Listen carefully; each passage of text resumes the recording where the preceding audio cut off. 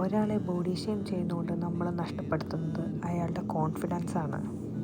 നാലാൾക്കാരോട് മിണ്ടാനോ നല്ല ഡ്രസ്സ് ഇടാനോ ഒന്ന് പുറത്തു പോകാനോ ഉള്ള കോൺഫിഡൻസ് പോലും നമ്മൾക്ക് ആ ഒരു കാര്യം കൊണ്ട് നഷ്ടപ്പെടുത്താൻ പറ്റും. ജീവിതകാലം മൊത്തം ബോഡി ഷെയിമിങ് അനുഭവിക്കേണ്ടി വന്ന ഒരാൾ എന്ന നിലയിൽ എനിക്കത് കോൺഫിഡൻ്റായിട്ട് തന്നെ പറയാൻ പറ്റും.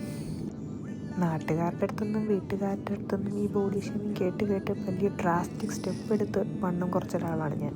ഇതിനകത്ത് വേസ്റ്റ് പാർട്ട് എന്താണെന്ന് വെച്ചിട്ടുണ്ടെങ്കിൽ, പണ്ട് എന്നെ ബോഡി ചെയ്തുകൊണ്ടിരുന്ന ആളുകളെല്ലാം ഭയങ്കര കൂളാണെന്നാണ് ഞാൻ വിചാരിച്ചുകൊണ്ടിരുന്നത്. അവർ പെർഫെക്റ്റ് ആയതുകൊണ്ടായിരിക്കാം നമ്മളെ കളിയാക്കുന്നത്, അങ്ങനെയാണ് ഞാൻ കരുതിയത്.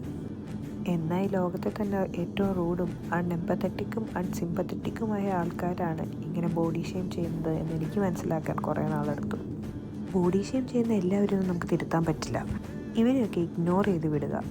ഇല്ലെങ്കിൽ അത് at the end of the day ബാധിക്കുന്നത് നമ്മുടെ മെൻ്റൽ ഹെൽത്തിനെ ആയിരിക്കും.